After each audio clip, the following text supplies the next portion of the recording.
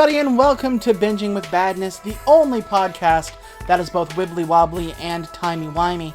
My name is Mitchell McIntyre. And I'm Vanessa Volga. And we finally have our microphone back. If you were with us yesterday, you know we had a heck of a time trying to get this thing to record. Our live stream went a little bit wibbly, but it was falling apart at the seams. It was falling apart on the seams, which makes sense because that movie did not deserve a good live stream. And there is something like we'll get to the movie we're doing in a second, but not to give away my position. But last time we had one of the worst movies we ever had, followed by one of the best. That pattern repeats. So the movie we are doing is going to make my phone buzz. Everybody shut your phones off, okay? And I'm really mad at whoever that was. Do you ever have the teacher that said that? What's that? Do you ever have the teacher that said that and then their phone went off? No, I got that from, what's it called? How I Met Your Mother. I've had that happen in real life in college. Yeah, that's actually, you know what? I just saw that exact same thing. It was a joke on Community. Which, by the way, if you haven't watched Community, we can't be friends. Why didn't you watch it earlier in life? Hardline stance. And save it from cancellation. That's a fight on sight, buddy.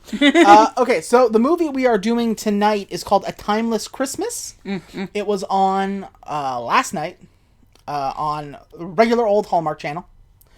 And it stars Ryan Pavey and Erin Cahill.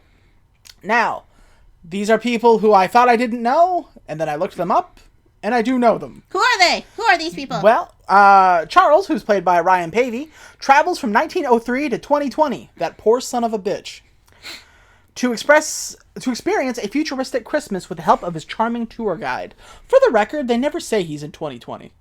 They say he's in current day. Well, you have to do the math, because at one point he says his birthday is in, like, what was it, like, August 3rd, 1805 or something like that. Was it really August 3rd? I just remember your birthday. I just don't remember what it said, but the cop looks and does the math and be like, you're 150 years old? Yeah. So if you do the math from that, it's 2020. But They never say it out loud, because I think this movie was shot during the pandemic. I think a lot of these were. And so they knew that 2020 is not a good time to exist. So, I mean, he probably heard of the Black Plague. It's like that, but again. Yeah, right? So the main character is a guy by the name of Ryan Pavey. He has been in a couple of things, such as Matching Hearts, Christmas at the Plaza, Summer Romance, Games People Play, The Wrath of Grapes. No, I didn't mix that up. Lover's Moon, Pilot, From Friend to Fiancé, Hope at Christmas, Marrying Mr. Darcy, General Hospital. He was Nathan West for about 5 years, excuse me. And, of course, Brooklyn Nine-Nine. Wait, he's in Brooklyn Nine-Nine? He played the character Victor Lake in the episode Show Me Going. Who the fuck was Victor Lake? I don't remember. I think it might be a voice on the comms. Oh. Because all I remember is everyone freaked the fuck out. Yeah. Rosa almost died. Yeah. And at some point, Boyle dressed up as Speed Racer. Yes, and we fixed the toilet. No, we didn't, actually. We tried to fix the toilet. Erin Cahill is our female lead. She is best known for playing Jen Scott in Power Rangers Time Force. Time Force? Which means I totally watched that one. Because this was back in 2001, otherwise known as my Power Rangers phase. Wait, so she's a Power Ranger? She's a Power Ranger. What color is she? I'm gonna guess pink.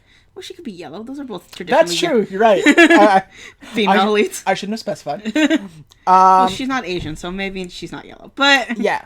Yikes. She also played Ted Mosby's sister in How I Met Your Mother. I'm trying to remember if Ted even had a sister. Ted has a sister? She did. Or he did, rather. She was the one, she was kind of a screw-up, and she came to New York, and, like, she saw a briefcase. It was a Christmas episode, actually. She saw a briefcase. She's like, that'd be super nice, but I can't afford it. I'm gonna be responsible. And this whole time, Barney wants to have sex with her. Shocker. And so he comes up with like little rhymes just to bug him. And he's like, don't have sex with my sister, for God's sakes. And then they play a prank on him where like Ted walks in and they're like getting dressed. And then the whole thing was a prank. Yeah. She wants Ted to sign a lease. Oh yeah, so she can move to New York. So she can move to New York. We never see her again after... Nope, we see her once and only once, and now she's doing Hallmark movies. I mean, she did good in that episode for as far as I can remember. Like, yeah, and she's good here. I find. And our writer/director is Ron Oliver, famous for doing Goosebumps, Are You Afraid of the Dark, and of course the classic Granddaddy Daycare, starring Danny Trejo. Oh, Mummy, please, can we really? yes, of course. Let's watch it right now. Yeah, right. Goosebumps, the TV show. We're talking TV show, not the movie that just came out. Okay. Back in the day TV show? Back in the day, yeah. And Are You Afraid of the Dark? Oh, the spooky shows Vanessa didn't watch because she was too weak-willed. I didn't mind Goosebumps. Are You Afraid of the Dark scared the fuck out of me. Yeah. You realize now if we watch them now, they're just hilarious. They're awful. I think maybe next, like, October, if this podcast is still going, we should do, like, episodes of Are You Afraid of the Dark? No, I might still be afraid of them. Well, then we're gonna find out. But I think that'd be fun. But yeah, so as you can see, we are in safe hands. No. But like I said, I don't want to get too much into this movie. I really liked it for a couple of reasons. Mostly because it is something that a lot of Hallmark movies aren't. And that's interesting. How dare you say that about Christmas with the Darlings? That was good. That was interesting. Because it, like, subverted the thing. That fucking movie we watched yesterday. Oh, that train wreck of a movie, yeah. Well, that was interesting because it was like, oh, no. No, don't do that. Don't do that. Oh, no. I have never seen mistakes made in a script so much. I don't feel like I have to say this, but I do know I have to say this. If you're the mother of the groom, don't make out with the photographer. Man, I always thought, like, my family's kind of weird. We're not normal. And then I look at this stuff and I go, actually, I take that back. What white trash wrote that? Mm-hmm. I don't. If you like this movie, let me know. But yeah, if you saw it, what's wrong with you? I wonder, if you're watching these videos, if you're listening to these podcasts, are you watching all of these movies along with us? Or are you just watching us to watch us suffer? I know a couple people who are doing just that. The suffering? Yeah. Who's watching us for suffering? You know exactly who. Damn you, Allison! And Zeke. But yeah, so I want to know, like I said, throw in the comments as I hit my sound dampener, doing the opposite, which is actually making more sound. If you're watching these along with us, in the comments, let us know what you think. Yes, please. Yeah, just because I want to know what is going on in other people's minds. Are we the weird ones? We could be. I do know, we found out a couple days ago that there is another podcast that does this. It's called Deck the Hallmark. Yeah, but that's like for teachers, isn't it? Yeah, it's a couple of teachers, and they only do the Hallmark movies, not the Hallmark mystery movies. Mm-hmm. So we have a corner on the mystery movie. I was going to say, and also, like, we didn't know that when we started. Honestly, I thought nobody would be this dumb. But teachers are, so now who's stupid? Mr. Brennan, my 10th grade English teacher? Jerk. Actually, I think it might have been my 9th grade. The second time around. Did he say that to you? What? No. I'm about to fight somebody. I just had to pick a teacher. But yeah, so I checked in with them. I don't listen to their podcast because I don't want it to color our opinion. Mm-hmm. Or my opinion, rather. Mm-hmm. But, like, a couple of the movies that we liked, they didn't so much, and a couple that they really liked, we thought were terrible. What did they really like that we thought was terrible? Was it that previous one that's a fucking train wreck? No, it wasn't that one, but it was one that we gave, like, a 4 to, and they were like, it's one of the top 5 best movies so far. Is it? And I was like, I disagree, my son, but... anywho. So, on with the plot proper. Curtain up. Which is something I forget to say a lot during our live streams. We start in 1903 with an auction where an auctioneer who looks a whole lot like Kevin from Brooklyn Nine-Nine, but he isn't. This guy, who's our main character, his name is Charles. He buys a fancy-ass clock for his fiancée as a Christmas present. And he bought it out from under his main rival. Who, did you catch his name? Moran, thank you. Moran is a dick. He's a weedy little son of a bitch. Well, he doesn't come off as a dick when you meet him in person that one time. And this is the only time we actually get to meet him. That's true, because we jump to the future, but Charles is immediately antagonistic. Yes. He's like, why don't we work together? And he was like, why don't you suck a dick? That's literally what it was. And he's like, oh, I'm surprised you didn't take this out from under me. You're so good at taking things out from under me. And he's like, what are you talking about? I see how you look at my wife. And we're like, whoa, damn. My wife and my inventions. There is a thing later on that I really thought was funny, where it was just like all the wonderful things that Moran invented. He invented. Yeah, that's at the end of the film. I fucking love that scene. So he's getting ready for a Christmas party, but he doesn't like Christmas. He doesn't like merriment because he's too busy doing other stuff to have time for Christmas. Scrooge. Sound familiar? He thought, what was it? 2 wreaths on outside the house was too much. Yeah, it was too much. It was too ostentatious. So we go into his house and we find Eliza, Charles's fiance, who is trying to get him to come to his own Christmas party, and then her family's Christmas party. Which is not a lot to ask of somebody if you're marrying them.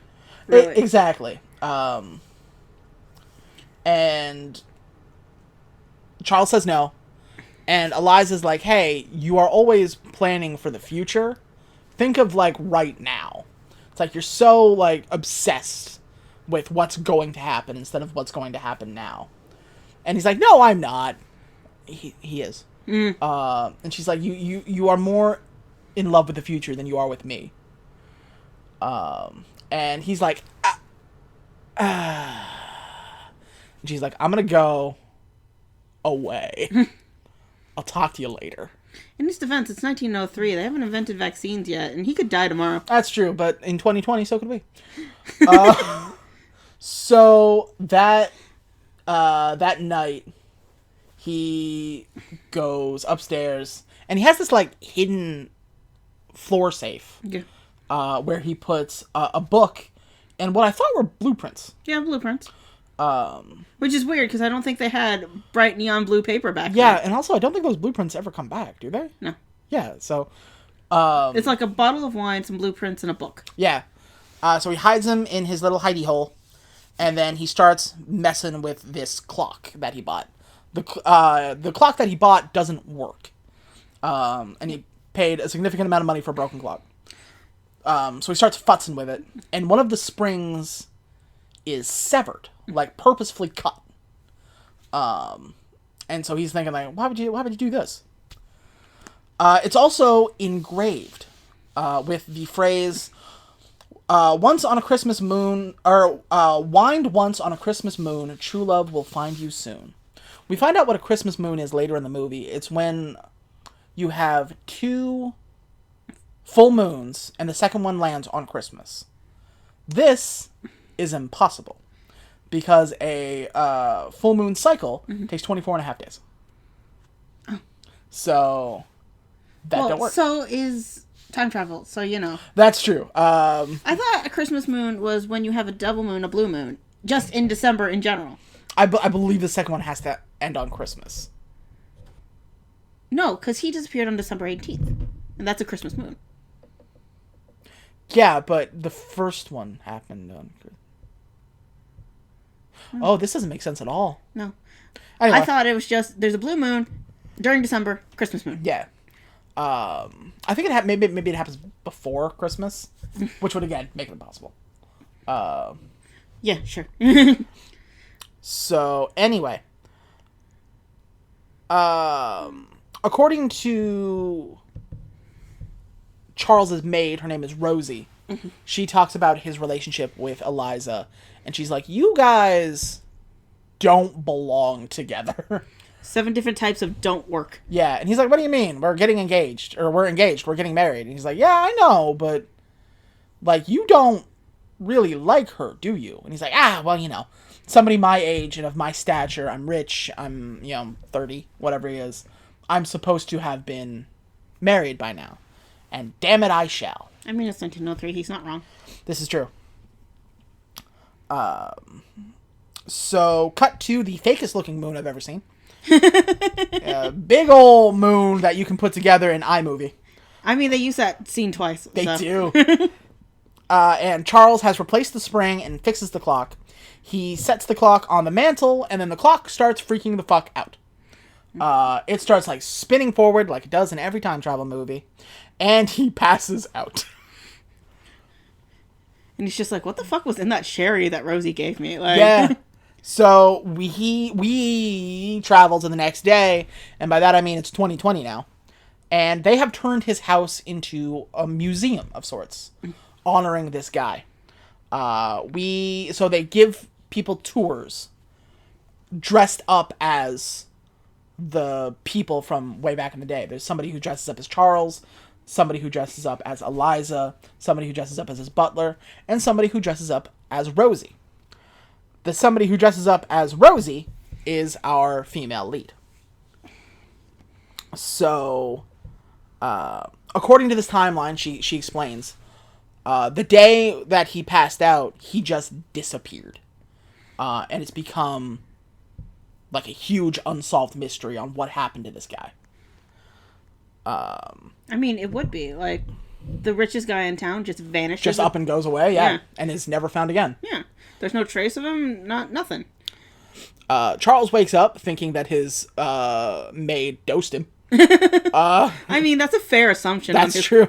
That sherry hit him hard. He wakes up and like his stuff is encased in glass. And he's like, "Oh, that can't be good." And there's just like signs everywhere. There's a security camera, which I don't think he understands how security cameras That's are. true. Also, so he wakes up on the floor. Yeah. I don't understand. Did he just appear there today? Was he always asleep on the floor? Did nobody second guess that? Like, I think he just magically disappeared and then materializes. We don't see how. He just gone and then he's back. Mm-hmm. So he comes downstairs and sees that all of his people are played by different people. That's true. Which there are now minorities in his house. Exactly. Which would just blow your mind, I think. It really would fuck with you, yeah. And all things considered, Charles takes this very well. He does freak out, though. Like, he does a little bit, but not in the way that I would, which would be a whole lot more crying and pants peeing.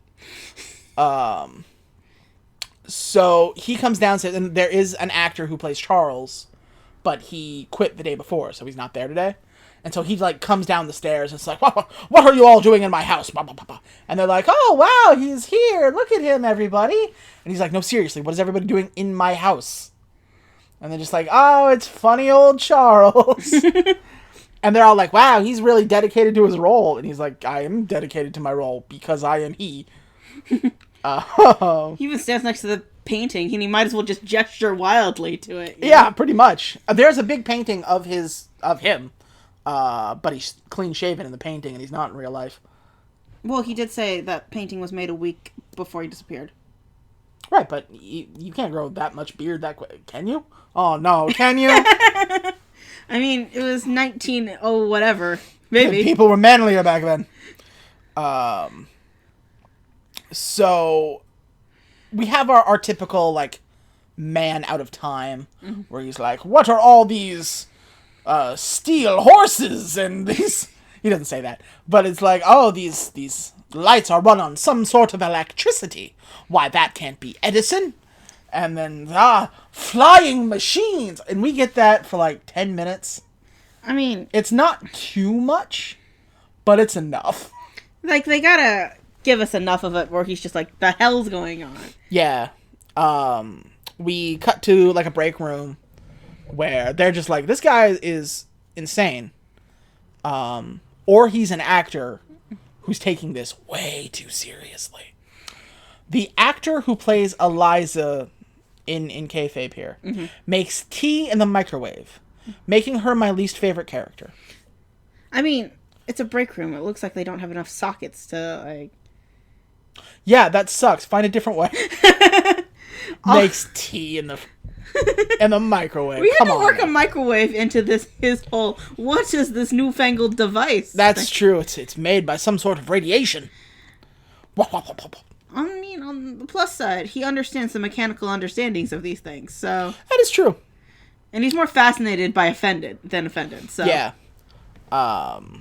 So, Megan, who is our tour guide and our female lead, is like, well, maybe we should just, like, let him chill out. He's not really hurting anybody. Don't call the police just yet.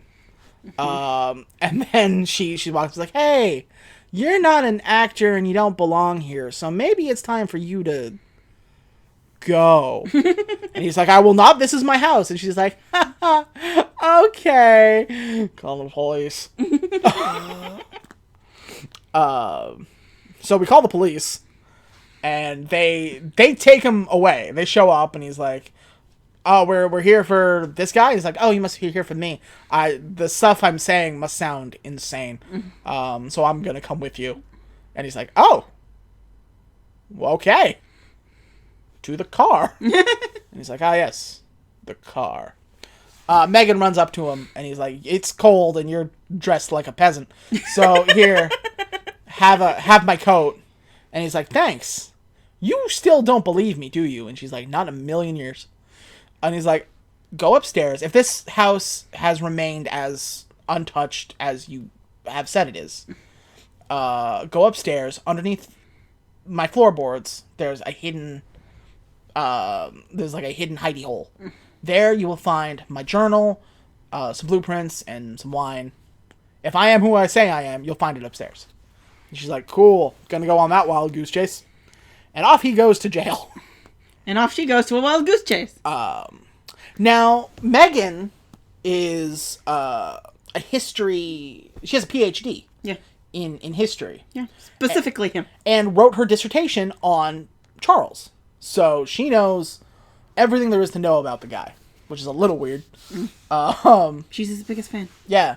And so she goes upstairs and she's like, this is dumb, but I'm going to start stomping on floors, see if there's a thing, and oh, that ain't good. So she looks and yeah, they're there. Nobody found that yet. It's been 115 years. Nobody, like... I mean, in her defense, like, we've been giving tours of Washington and Jefferson's house, and we just now figured out where Sally's room is. Oh, yeah. Well, I don't mean just her. I mean, like, everybody. Yeah. It's been 115 years, and nobody went, hey, this part of the floor sounds different than that part of the floor. They probably just wrote it off as an old house. True. Also, Megan is Rosie's great-great-granddaughter. She's actually in the line of succession. So... It's actually quite cute, because it implies that Rosie's been taking the care of the house for 100 years. Yeah, and they do mention when we find out what happened to the clock. Yeah. The clock, by the way, is gone. Yeah. We don't really notice that until, like, later on in the movie where he's like, I have to find the clock. And we're like, fuck, it really is gone. So... he is about to go to jail.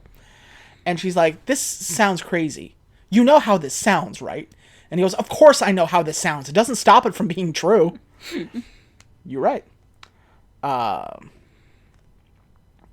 So, the cops take him away. He's remarkably cooperative. They find the thing. Megan has broken up with an ex in the last 6 months, or 6 months ago. We have had this in every single movie so far. Mm-hmm. That somebody has just recently or recently-ish broken up with somebody. Mm. And they've gotten so lazy that they don't even give this person a name. Her friend is literally like, how long has it been since you broke up with the ex? She's like, 6 months.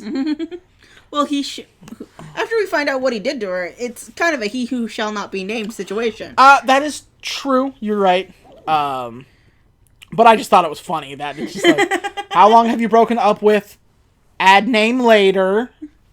And of course, the first thing is like, that crazy guy. He is cute, though, isn't he? As far as you know, he's a homeless man who walked in and started sleeping in Charles's bed. Well, he's a well-dressed homeless man, so... That's true.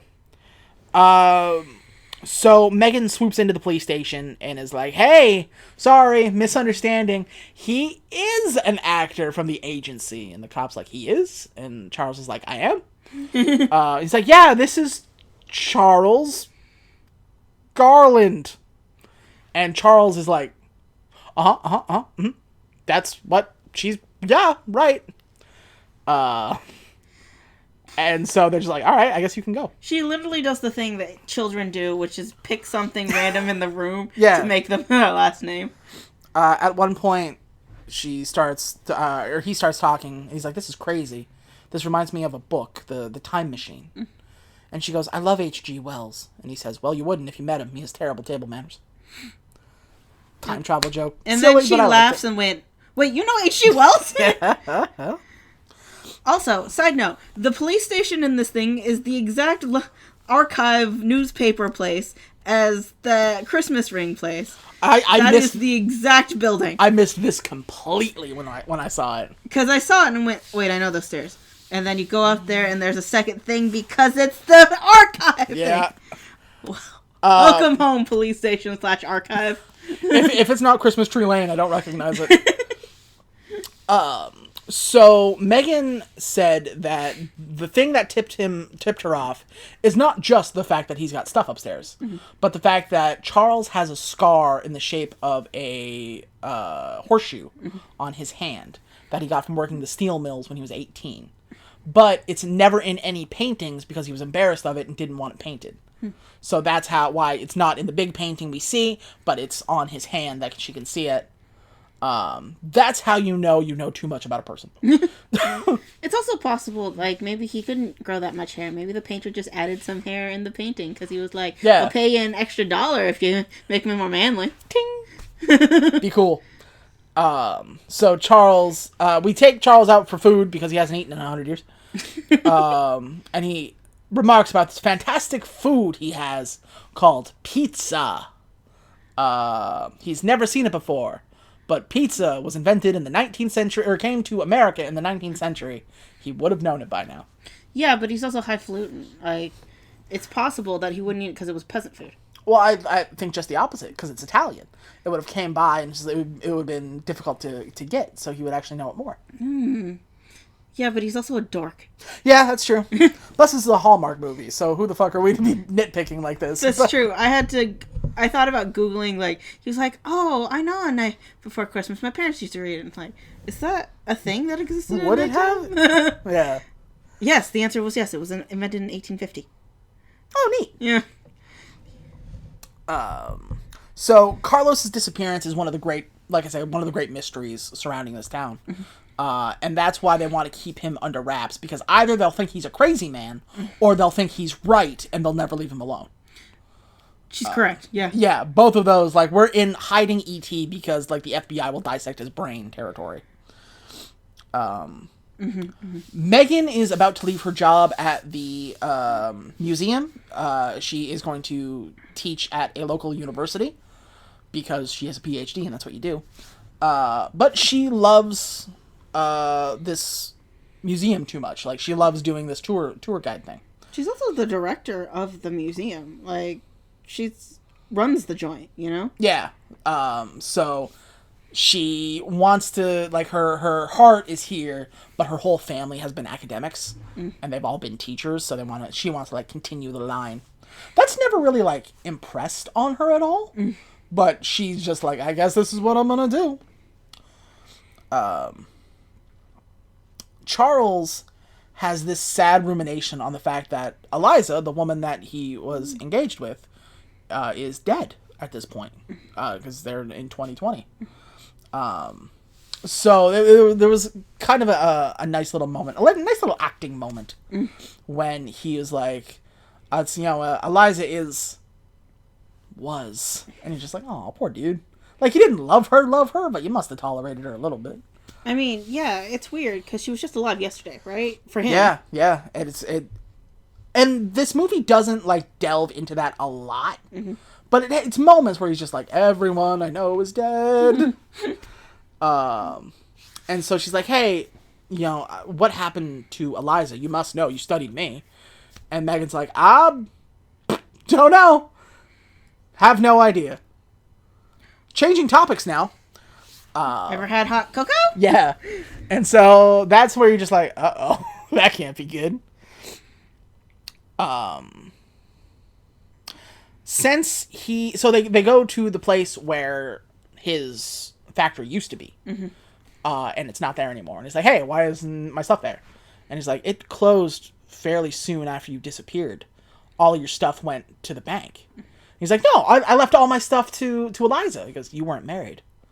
You had no heirs. You had no heirs. It all went to the bank, and it was all liquidated, and eventually it all closed. Which sucks. Yeah. And you know that scumbag Moran bought it all up. Yeah. That rapscallion. Rapscallion. So he's like, I can't let this stand. I have to find my way back. And he asks Megan to help him find the clock, which we, the viewers, just now realize is missing. And he's just like, well, I got here via the clock, I think, maybe. How maybe I can get back? And everyone's collectively like, why not? Well, that sounds correct. This is the Gilligan's Island way of thinking. Getting knocked on the head with a coconut made me lose my memory. Maybe getting knocked on the head with a coconut let me gain my memory. I mean, what else have we got to go on, right? Yeah, exactly. In order to keep up appearances, Charles is going to play Charles in the tour. Because nobody's better at playing himself than himself, and he needs money. Because he tries to pay for... There's a funny little scene when they go out for pizza. He's like, oh, I'll get the bill. He opens it up, he's like, $24? This is robbery! And they're just like, it's fine, trust me. And he's like, I fucking guess. Well, he doesn't understand how money has inflated over the years, right? Because $24 back in 19... That was literally the auction where he bought the clock for. Yeah. So that's a funny little thing. And then he tries to pay, but he doesn't have his wallet. And I doubt he'd have... money to pay for it anyway. So he needs that 21st century money. He has a rough time in the role at the very beginning. Because like, Charles, what are you doing here? And he's like, I am working. Working on what? New stuff. That secondhand embarrassment was strong. Yeah. And Megan's just like, cool, gonna go.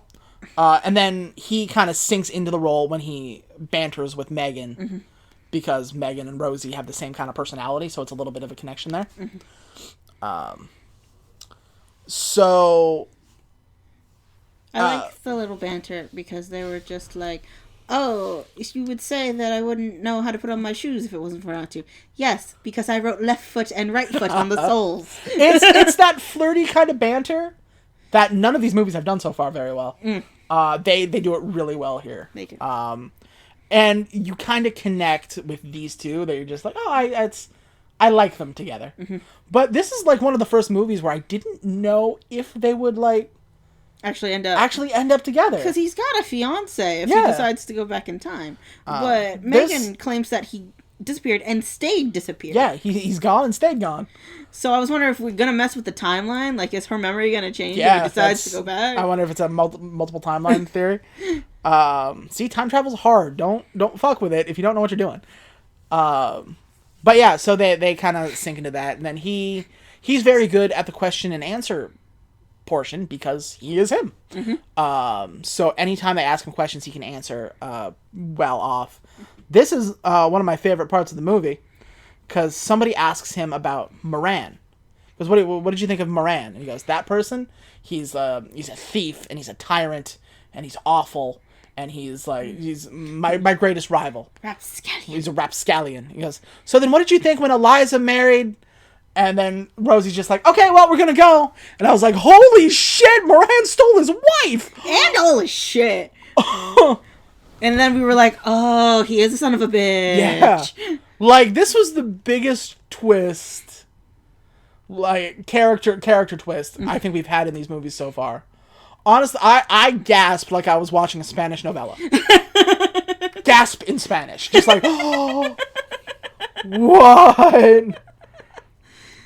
You should put that, like, when this comes out, there should be a little gift that says Gasp in Spanish.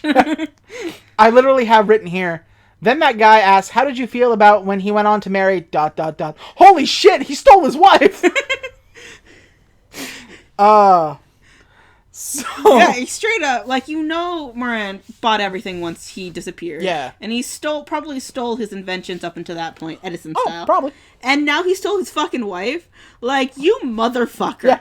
So, Charles, he knows something's wrong. Like, that was weird, but I guess we're moving on now. He doesn't really put two and two together. He sinks a little bit into the technology bad thing of movies because Megan is making invitations to the Christmas party on the computer. Mm-hmm. And he's like, well, back in my day, I quite liked making them by hand. People kept them, It was like a souvenir. I always wanted to get a card made by hand from me.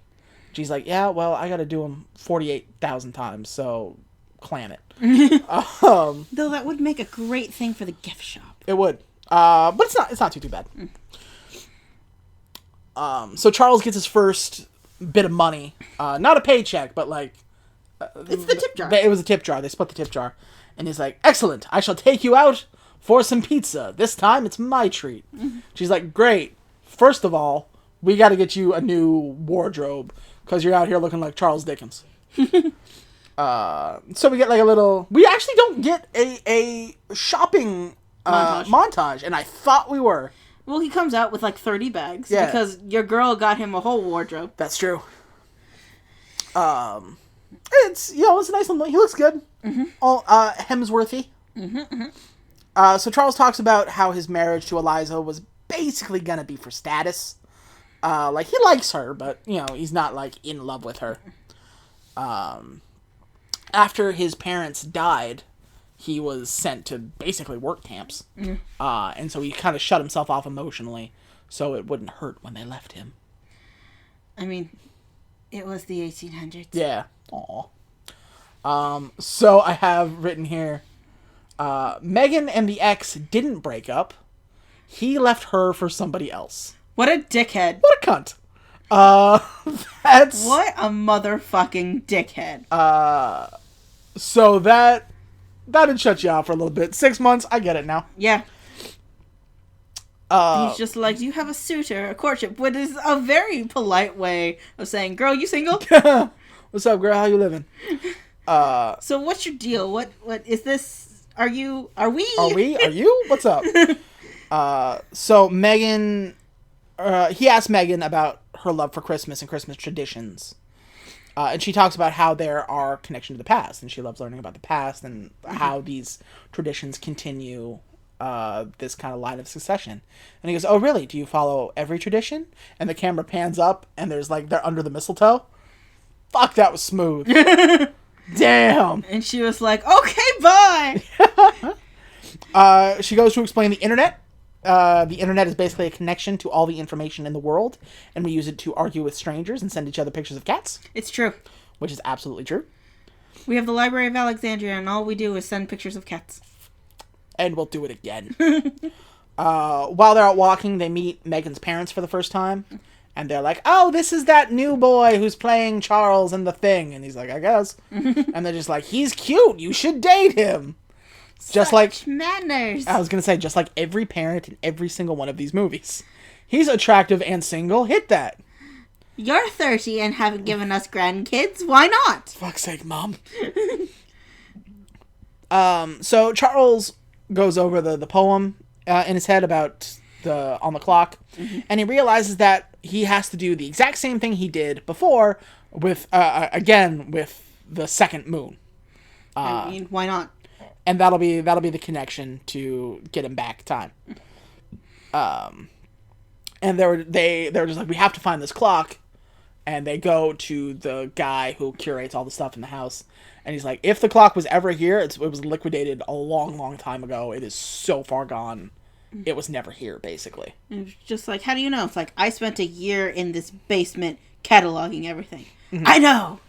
And which makes me wonder, did she section him off to the basement for a year cataloging like it, things? Get down! More reading! So, Charles tries to figure out a plan B. And so he just, like, rents out a whole bunch of books about time travel. Like, right from H.G. Wells to A Kid in King Arthur's Court. Remember that movie? I don't think so. That was an old school 90s movie starring Jason Biggs. Oh. Before he fucked a pie. What? Jason Biggs was in American Pie? I've never actually seen that movie. Okay, in American Pie, he's told that having sex with somebody is like having sex with a warm apple pie. I see. So I can see how we got to this point. Yeah, American Pie does not hold up. But anyway, Charles is like, I have to find a way back. I can't exist here when I know that's going over there. That's not how it works. And Megan is like, hey, bullshit. He's like, what do you mean? He goes, I'm having fun here. This is all great, but I have to go back. I don't belong here. And she's like, you've never worried about where you belong. Wherever you are, when you had to work in the steel mill, when your parents left, you didn't like, I have to find somewhere else. You stayed where you were and you made it work for you. So this whole thing, like, I have to go back, that's not the Charles I know. And he's like, I don't know what to tell you. That's one thing. This is time travel. Yeah, that was before I became homeless and homeless and helpless. So I'd like to go back to being a millionaire, please. Okay, thanks, Yeah. bye. And Megan's just like, I'm not gonna make any secret. I want you to stay. And so for that, I'm not gonna help you. That's not my job. And she slips him a little envelope, and in it is a handmade invitation to his own Christmas party. Yeah, it turns out the staff throws that Christmas party every year. Like, right, it apparently used to happen in the kitchen, now it just happens all throughout the house. And he never went. Never went, because he's a dork. Because he's a dork. That's exactly what it is. So, he kind of, like, goes downstairs while she's doing the tour, and he's like, hey, I'm still here, I guess. I'm trying to make the best out of a bad situation. And Megan is like, hey, we're making stuff. Here, try this gravy. What do you think? Is it too thick? And he's like, no, this is like the greatest thing I've ever had. I've never had anything like it before. And she goes, yes, you have. This is literally the recipe from, like, your Christmas parties. We're doing it, like, word for word. And he goes, okay. I never actually went to those. They always invited me. I never went. And she's like, so you don't know your Christmas traditions because you don't even know your own Christmas traditions. And he's like, yeah. Well, it sounds bad when you put it all together. It's like, so I'm going to show you one of my favorite Christmas traditions, and that's Christmas with my family. And so that's kind of nice. They go to Megan's family Christmas party, which is something he didn't do with Eliza. Nice little connection there. That's because Eliza asked, and Megan was like, You're coming with me. Which apparently was a magic secret with him. It's not asking him to do something. It's picking him up and just taking him someplace. Sometimes you need to work that man into submission. So they play a game where they put the Christmas tree topper on like a long pole, and you pay like $1, and you try to put the tree topper on the tree with the pole. And then at the end, however much money, whoever does it gets to collect all the money and give it to a charity. Which is pretty sweet. Which is sweet. I've never heard of this before. No, but it's probably just something their family does. Everyone has a weird tradition. Yeah. I also find it funny that the money goes to charity. Because my family and your family are two different families. My Uncle Brian won that thing. It was going right up his arm.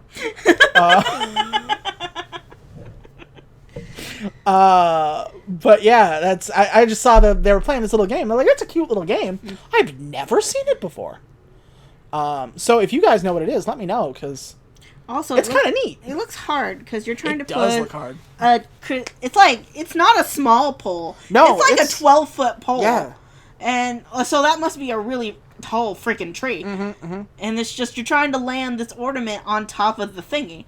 And like, how even are you guys out there all night trying to get this right? I would think, right?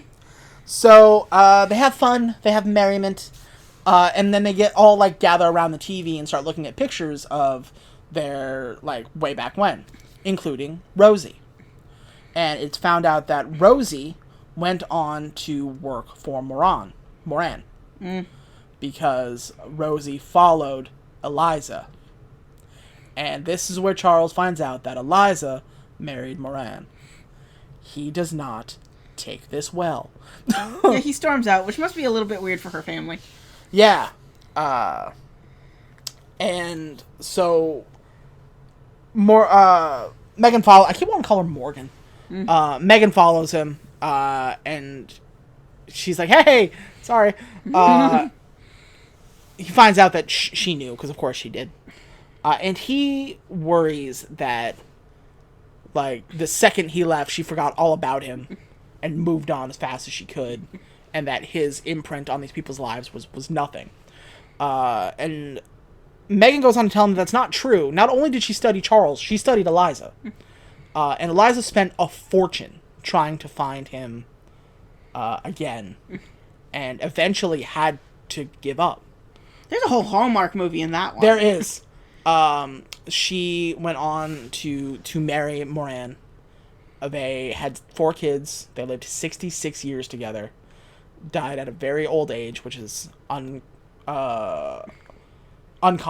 for the 1900s. He disappeared in 1903, right? Yeah. So if she got married like immediately that year, that would mean that he just missed her by a margin. Yeah, 60s, 70s maybe. And so that she went on to live a wonderful life. Like, they traveled a lot, they were wealthy, they had 11 grandkids? They had 11 grandkids, and they had a great time, and that Charles should be happy for her. You know, he wasn't there to do this, and he should have, if he truly did love her the way that they think, he should be happy she got to live an amazing life with somebody who loved her, which you didn't. And you admitted it. Yeah. And he's just kind of like, fuck. I'm gonna go Christmas mope. I'll be back. And so you guys still have bars in the future? So he walks down the kind of Christmas tree lane, and there's a guy decorating a Christmas tree out on the front, and he's like, "Hey, how's it going?"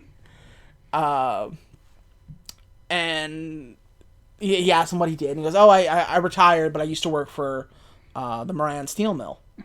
And he's like, "Oh, I'm sorry you had to work for that guy." And he goes, "What do you mean? I mean, first of all, he's been dead a long time. I never met him, but like Moran did wonderful things. Like he found this invention. It was the invention that Charles figured out." He goes, he took that and he made millions, and he invested it all in the community. He invented a great machine. He invented. Yeah, because he's set up this park. He set up the hospital, the university. Like, all these things are him. He did wonderful things for us.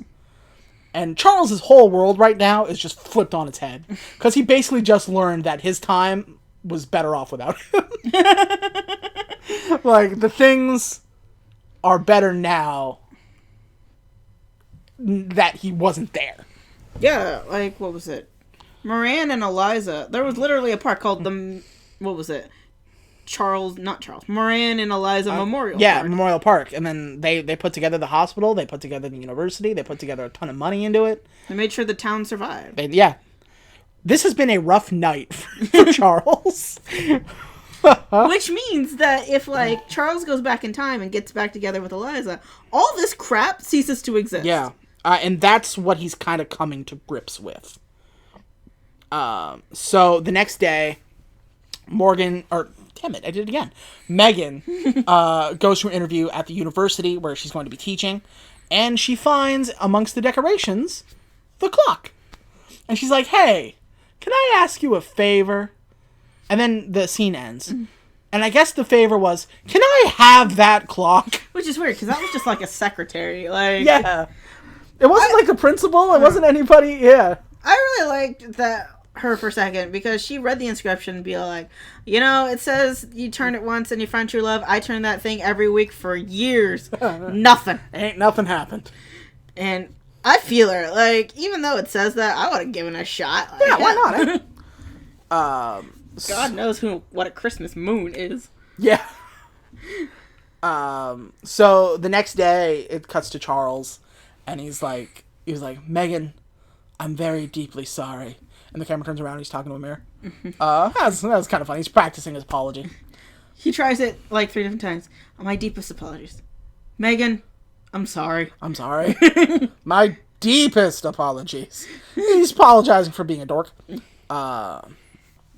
And his boss comes up and he's like, hey, 10 minutes until your next scene. And he's like, okay, got it. 9 minutes. Okay. Still got it. So he goes into his office to where he finds the clock. And he's like, oh! And Megan's like, what up? Found it. Apparently what happened is Rosie knew this clock was important. Didn't know why, but knew it was important. So she donated it to the university where it wouldn't be touched. It was like the history department. It'll be there for whenever it was needed. So Rosie's looking out for your man hundreds of years ago. Like, you gotta think that Rosie probably cracked the code on what happened, right? If not, she knew enough. Because she was in the house when he disappeared. Yep. So she knew nobody snuck in and nobody, like, broke into the house. Mm-hmm. Like, he was just there. She gave him sherry and left. You know? Mm-hmm. Like, she must be like, this clock, it's either great or evil, and I'm not sure which. Yeah. So either way, I don't want it in this house. But I want it close. And because she worked for the Moran, and this is the university that the Morans worked for, mm-hmm. she had that kind of sway. Yeah. So, yeah, stuff like that. Now, Charles is conflicted because he loves being in the present right now, and he likes hanging out with Megan, but also he has a life back then. He's but rich. He also just learned that, maybe life is pretty good without him. And so he tells Megan this, and he says, she says, look, if you choose to leave, just come say goodbye before you go. And he's just like, here we go. So that night, it's the Christmas party that we've been building up to this whole time. He walks down the stairs elegantly, and he's like, hello. He's super late like a jerk, making everybody think he left already. This is the first time I've ever been to one of these in my own house. He has to give a speech in character, and then he has to dance with his in-character wife. Because kayfabe. And he gives the meaning of Christmas speech and talks about how people can change, mostly him, and that rivals can become friends, and all that kind of stuff. And that we have a tendency to hold on to the past to keep from changing. Mm-hmm. And that's bad, and we shouldn't do that. So he dances with the actress who plays Liza. He didn't know he had to do this because he's never done it before. And all the time he keeps staring at Megan, who is like constantly almost crying. And she's just like, I'ma go. After the dance, Charles disappears completely. While looking for him, Megan runs into her parents, of course. And they're like, oh, how did the job go? Are you a big-time fancy teacher now? She's like, oh yeah, the interview went great. I turned it down. Because I love working at this place. I love being connected to this family. I want this to be my career. And I have so many ideas, interactive exhibits, holograms, like there's tons of stuff. I want to make this the biggest and best place it can be. And their parents are like, yeah, all right. As long as you're happy. Yeah. Like, this was such a non-issue. She's like, wait, what? Like, look, if you don't want to be a teacher, like, we're not going to force it on you. Shit. Mm-hmm. If that's what makes you happy, go for it. Hell. Yeah, basically. So she goes up into the office, and she sees the clock, and doesn't see Charles. And she's like, oh, you told me we were going to say goodbye. And then Charles is right behind him. Is like, why would I say goodbye? What's up, fuckers?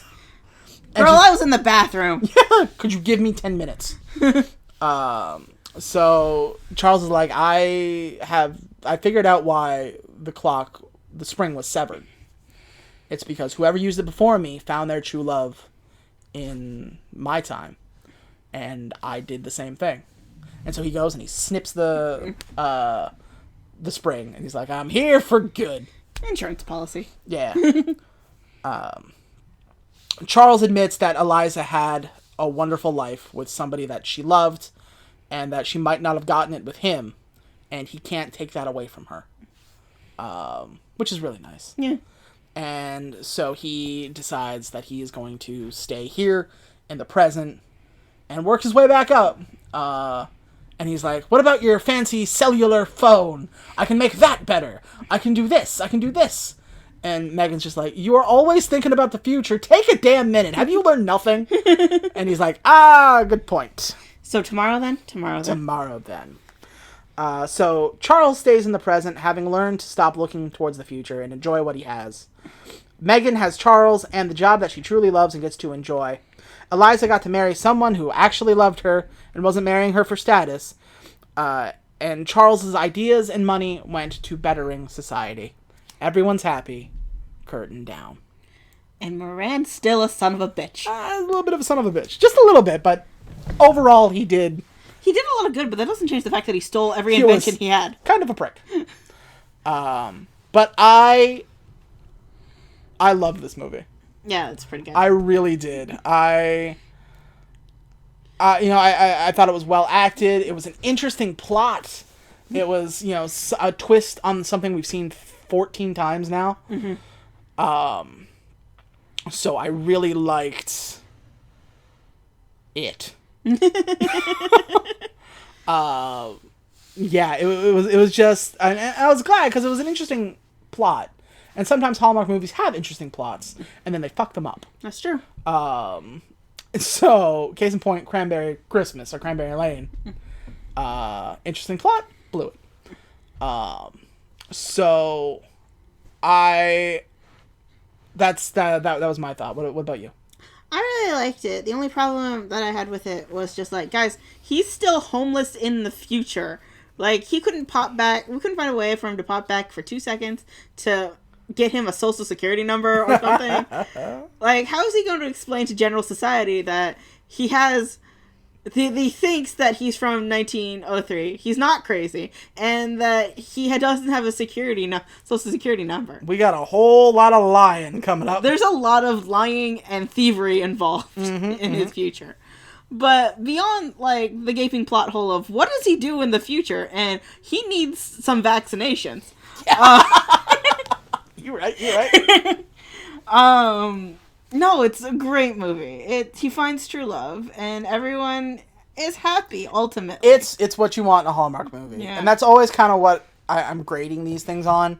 How much of a Hallmark movie is it, and how good is it in comparison to that? Mm-hmm. And, like you said, what stops these movies from being a real movie? Yeah, with a real budget and some real actors. And yeah. I think with a bit of a bigger budget, maybe a better director doing some stuff beyond it being a television show, I think this could have made it. I mean, that was just like every tradition, and they look up and there's mistletoe, and she's like, wow! Oh, smooth! That was pretty good. Good job, guys. What do you think out of 10? I'm gonna give it an 8.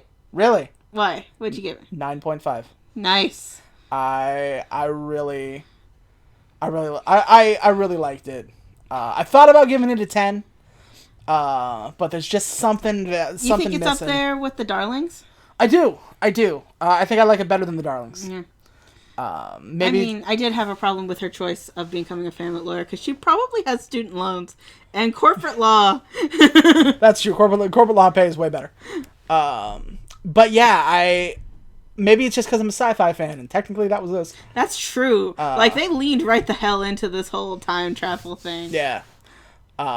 So I dug it, and so I dug it quite a bit. I'm gonna make it a 9. Yeah. Really, you're going for a 9 then? Yeah.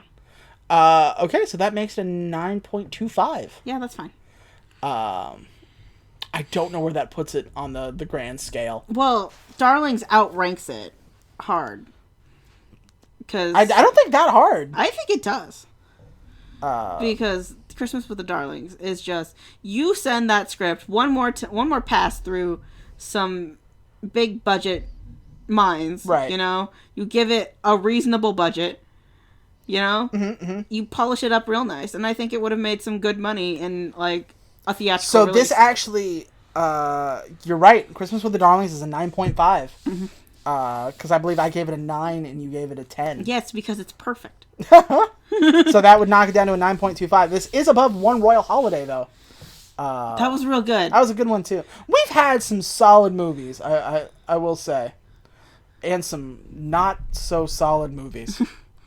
Woof. I kind of... maybe we should do like a quick little episode at the end of this all. Yeah. And overlook everything. Because I have all the scores here. Cool. For those of you who want to keep track, I put the scores of all of the movies in the description of all of our videos. Mm-hmm. Just so we can all see how they're doing. So we are 1, 2, 3, 4, 5, 6, 7, 8, 9, 10, 11, 12. This is our 13th movie. Mm-hmm. Unlucky number 13. But we came out pretty lucky on this one. But we came out pretty lucky on this one. So we're almost halfway done. Yeah. We're moving. Halfway there. But yeah.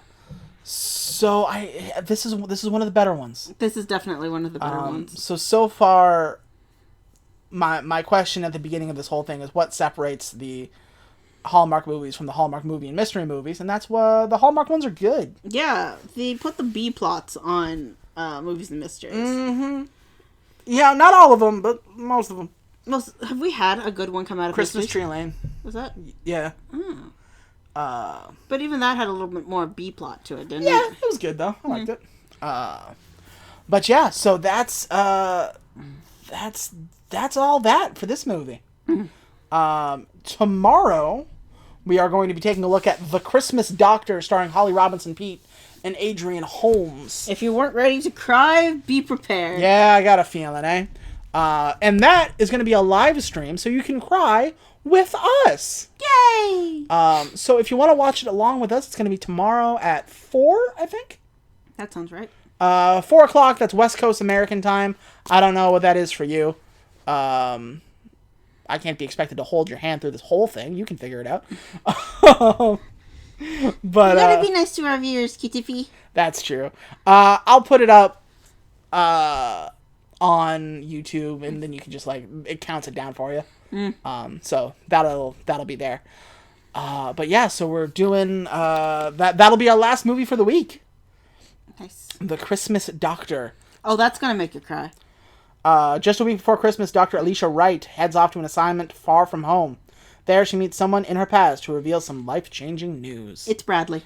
I think one of them's a soldier, right? Yeah, because the USO's in this one. Oh, boy. Here we go. And I remember the commercial said something like, you ever meet a patient that just changes your entire worldview? And I'm like, oh, someone's going to die? No, can't say I did. Thanks. But yeah, so that is going to do it for this episode. If you want to follow us on Twitter, I'm twitter.com/emptysquare, EMPTYSQUARE. Cutes? Yeah, come follow me. We'll talk about cookies and stuff. Aquadia @Aquadia_. And then if you like what we're doing, if you want to see it keep going, like, comment, subscribe. Like, comment, and subscribe. We're trying to hit 100 subscribers by Christmas Day. That'd be nice.